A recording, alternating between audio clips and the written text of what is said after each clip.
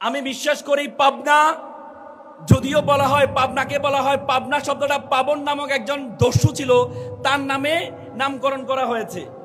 এবং বাংলাদেশের বিভিন্ন জেলা বলা হয় পাবনা নাকি পাগলের জেলা।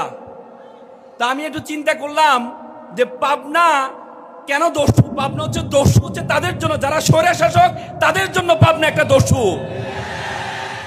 দেশের জন্য, কল্যাণের জন্য তারা পাগল পাড়া, এই জন্য তাদেরকে পাগল বলা হয়।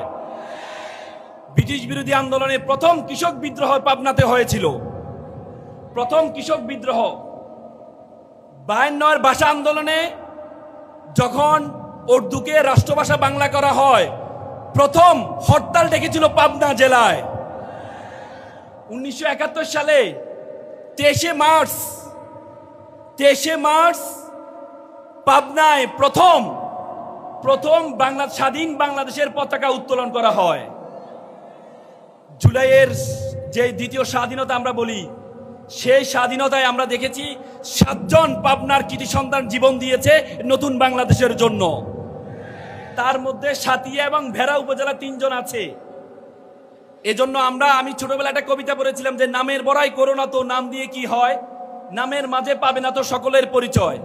আজকে পাবনা এসে আমার বলতে ইচ্ছে করছে যে নামের বড়াই করো তোমরা, নাম দিয়ে সব হয়, নামের মাঝে পাবা পাবনার পরিচয়। আমি প্রথমে অভিবাদন জানাই শহীদ মাওলানা নিজামী ফাউন্ডেশনকে, ফাউন্ডেশনের যিনি কর্ণধার ব্যারিস্টার নজিবুর রহমান মোমেন ভাইকে।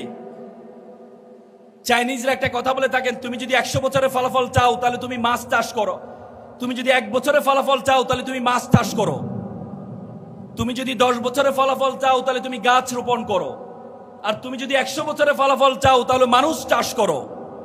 আজকে মানুষ চাষ করার জন্য, মানুষদেরকে, মেধাবীদেরকে ক্যারিয়ার গাইডলাইন দেওয়ার জন্য যে চমৎকার আয়োজন করেছে ব্যারিস্টার নজিবুর রহমান মোমেন ভাইয়ের জন্য আমরা একটা করতালি দিতে যাচ্ছি।